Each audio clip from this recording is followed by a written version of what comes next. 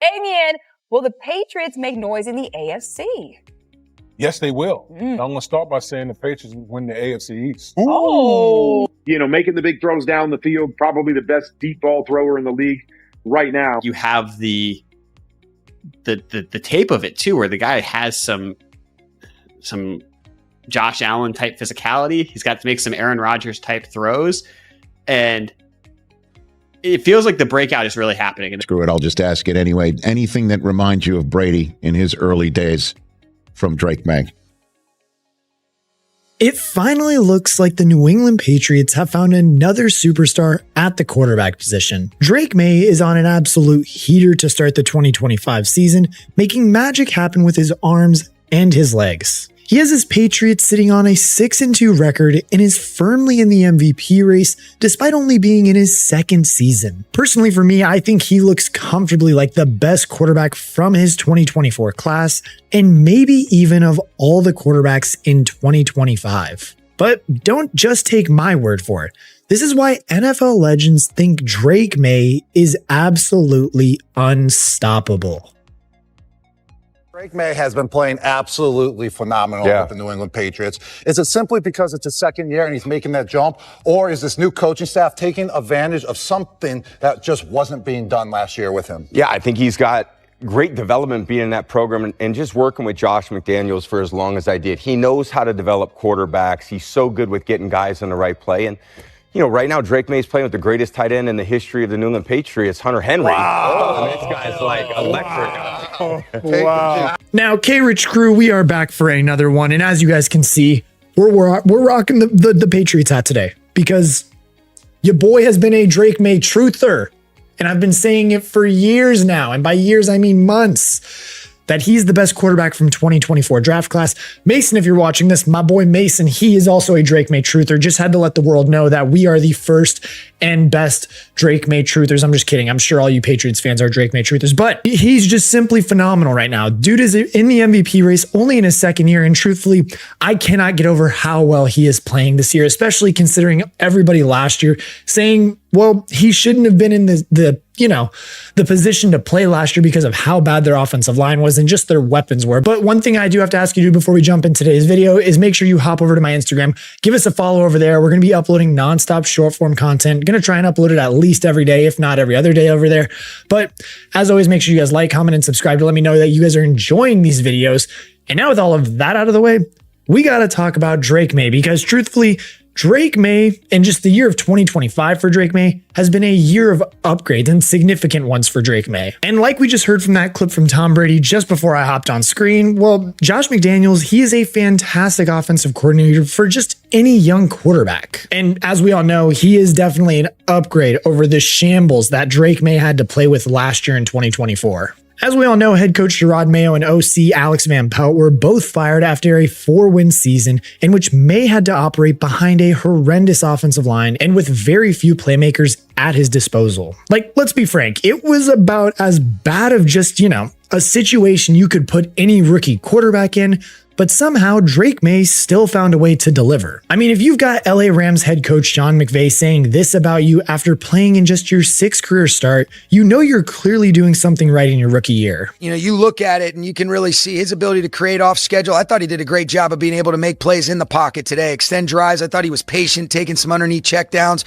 where guys were able to create. We had some tighter coverages and he was able to fit the ball into tight windows. So he looks like a stud. I didn't do too much work on him coming out, but I do know that a lot of people that studied him really hard that that I truly respect their opinions, loved what he was all about. You can see just the impact that he has on his teammates, the way people talk about him here. He looks like he's going to be a special player for a long time, and he gave us fits today. And now look, that's one hell of a statement for one of the best head coaches and just offensive minds in the entire NFL. Maye completed 75% of his passes for 282 yards, 2 touchdowns, and 1 interception against his Rams, also adding 27 yards on the ground as a runner. And let's not forget either, his leading receivers last year were Kendrick Bourne, Hunter Henry, and Demario Douglas, of all people on this roster. But Still, it was easy to see the quality in Maye's game even at those early stages. He still went on to post 2,276 yards, 15 touchdowns, and 10 interceptions on the season. And then when you add in 421 yards and 2 touchdowns as a runner, you get a Pro Bowl quarterback, albeit one who was included only as a replacement. Still, that is a mighty fine way to start your career, and at the Pro Bowl games too, one of the greatest quarterbacks ever had some lofty praise for the young man. So you can tell he's a natural leader. And then when you watch him throw, which Eli and I get to do down there, Eli and I spend time with the college quarterbacks. I mean, his arm just jumps out at you, and then his athletic ability. So, and then the fact that he got to play so much as a rookie. And you see Drake, he's very accountable. You know, when things go well, you see him giving credit to his receivers and linemen. When things don't go well, you see him starting with himself, right? I mean, they had that kind of great comeback, through potentially a game-winning touchdown, didn't get the 2-point conversion, and you heard him. That's all he talked about was the one that he didn't get, and so I like that. I like guys that are honest and aren't trying to hide from it, and he owns it. And I think all those things are just going to serve him well. Look, his competitive family growing up, he's got a lot of pride, and I think that's what New England fans want to have as a quarterback who's a great competitor that has a lot of pride, and I think that'll be good for him. Like that right there, that sounds like a franchise quarterback. He's got all the physical attributes you want, but he also stands out as a natural leader, as Peyton said. There's no hiding away from his responsibilities, no throwing his teammates under the bus, just a clear focus on doing his best for the team and elevating them as much as possible. Another person who has noticed this quality in Drake is his head coach, Mike Vrabel, who is a 3-time Super Bowl champion player and experienced head coach, understands exactly how important that is. I mean, again, I'm not a quarterback coach and probably won't ever be one, but I think just in his ability to lead the group, lead the team, what's required of him, what's required of the head coach, his energy, the way that he talks to the players, the way that he communicates with the coaching staff. Those are all things that I'm trying to help, and I think I can help. And he's done a great job with that and improving it and sharing our message and making sure that guys, when he says things, that he says it in a manner that gets their attention.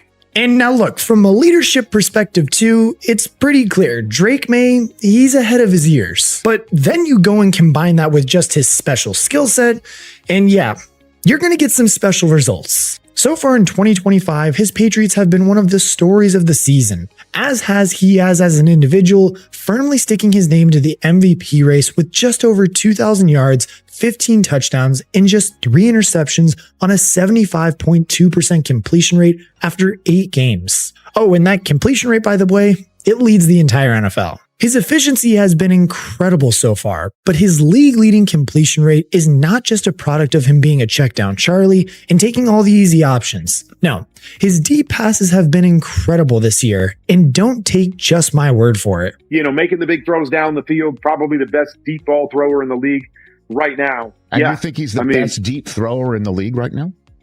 Yes. I mean, it's like a handoff when he's throwing it down the field. It's got great touch to it, great pace on it. There's even, a couple throws in the game where you're just kind of like, there's nothing that really says throw that deep hole shot, all by itself down the right sideline. But he's like, I'm in a zone. I'm going to take it anyways and drop a dime over a corner and beat a safety. And it's like, ho-hum, just another throw. So, he's doing some really special things down the field with the ball. Like the Drake Maye deep ball has been so reliable this year and has helped forgotten players like Kayshon Boutte enjoy a breakout season. And truthfully, because as we all know, that's what quarterbacks are supposed to do. They're supposed to elevate the players around them. Clearly, this version of Drake Maye is not something that either Chicago or Washington saw coming during the 2024 NFL draft either, with Drake falling to the Patriots at pick 3. He's now proving them wrong each and every week he takes the field, and it's not only them that have some egg on their face. Again, kind of open receivers down here. We gotta hit them. And again, kind of I'd say too quick to scramble and get out of the pocket. Of all the quarterbacks, he was the lowest rated in the pocket thrower.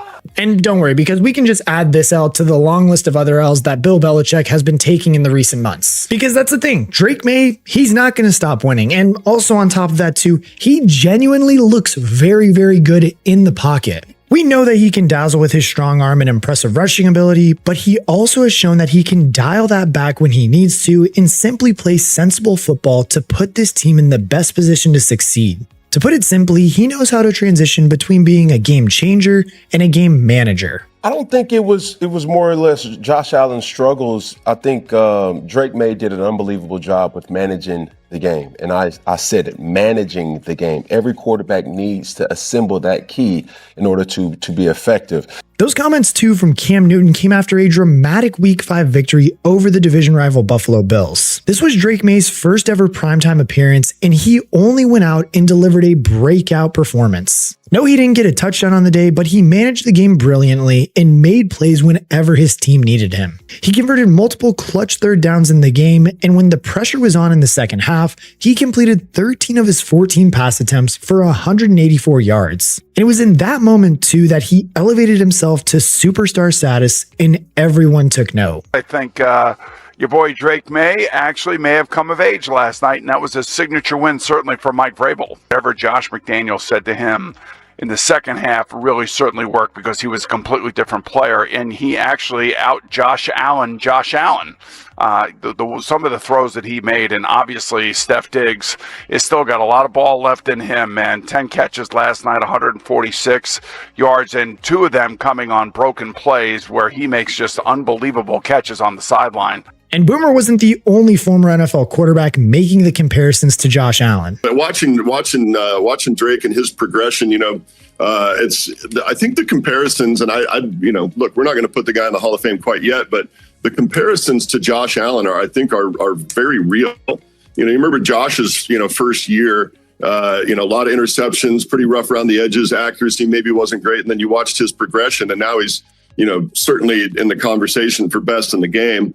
And I think the comparisons between Drake Maye and Josh Allen are real. I really do. And that's high praise for Drake as just a second-year player. And that's the crazy part, too. This is where we already are with Drake Maye. Like, we're just casually comparing him to, the past year's MVP and Josh Allen. And then on top of that, too, just randomly throwing Hall of Fame bits out there as well. And yes, I know. Trust me. Let's pump the brakes a little bit. I know he's not a Hall of Famer yet by any means, but also it's just how impressive Drake Maye has been this year. And on top of that too, it's only been in 20 starts that he's been able to do this. Like, that's absolutely insane on how well he's playing this early into his career. But as the quarterback of the New England Patriots, there is always going to be another more significant comparison being made. With Tom Brady winning 6 Super Bowls for the franchise, every Patriots quarterback is going to have an uphill battle when it comes to filling his shoes. And while Maye has certainly made a good start on that front, and the Hall of Famer Ty Law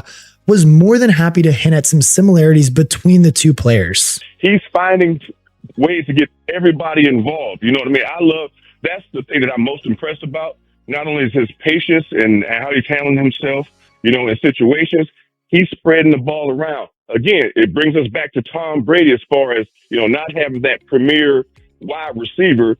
He's finding ways to win. So who's ever open, I'm going to get you the ball. He's making the right reads and the right plays, and that's what you need as a quarterback. Like, when you have a quarterback who is distributing the ball as well as Drake Maye is at the moment, it is so difficult to defend. Particularly, too, when you factor in the big play potential he offers as both a passer and a runner. One person who became a bit too familiar with these difficulties in Week 8 was Myles Garrett, who had an unbelievable 5 sacks on Maye, which were all for nothing as the young quarterback still led his team to an easy 32-13 victory. But still, the future Hall of Famer couldn't help but be impressed by his opponent. I think he's a great human being. I think he's a good quarterback who's soon to be a great quarterback. I like how he's grown.